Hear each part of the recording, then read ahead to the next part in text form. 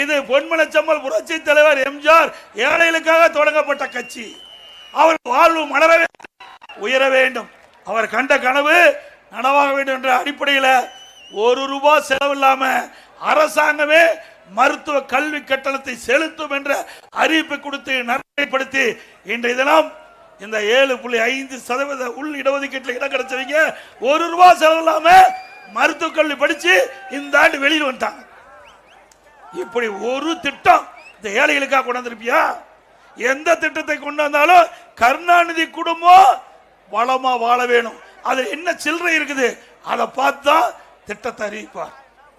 எல்லாமே அறிவிக்கிற திட்டம் அத்தனையுமே அந்த குடும்ப கஜானாவுக்கு வருமானம் வரணும்.